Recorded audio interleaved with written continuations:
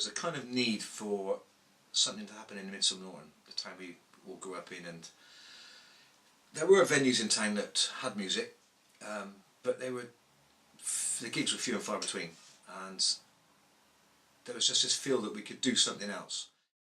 Myself and several other people started thinking that perhaps we could put on some big gigs, not just in a pub somewhere, but actually on a stage, back of a lorry, in a big field, kind of festively, and it grew from that really. So the Midsummer Music Festival grew out of that in 1989 was our first one, and yeah, basically put on a gig, and it went from strength to strength for 8 years.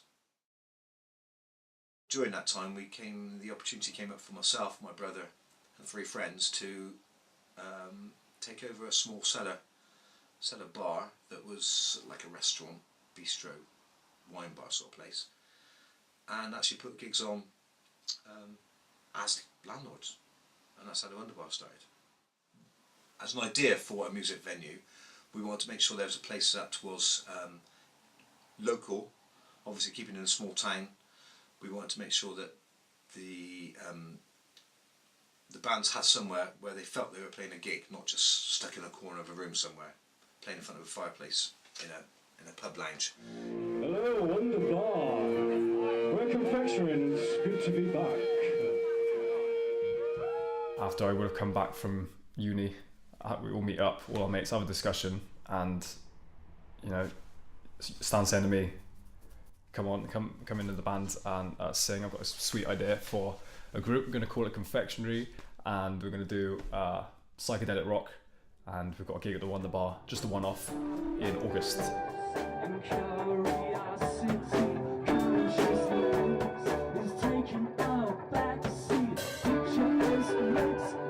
it seems like from that gig we thought, yeah, we can do this some more.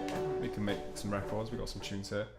And it was a Wunderbar that would have instilled that level of confidence, because the gig itself seemed to be quite a success. So yeah, that was a big deal, that confectionery gig, that first one. The impact we had was the fact that any musician starting a band up in the area knew they could get a gig at Wunderbar.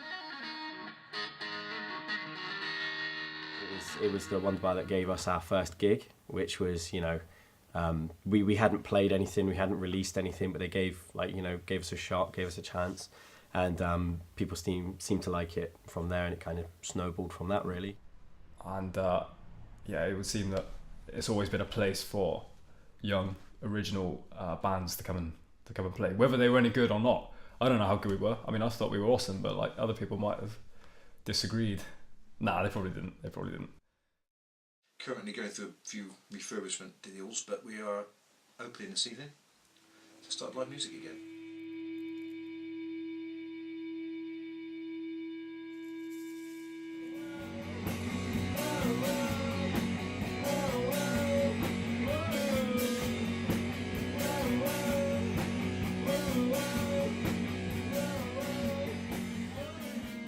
Having been in the game for 20 years, I think the enthusiasm for it is justified when you see somebody come in and play their gig.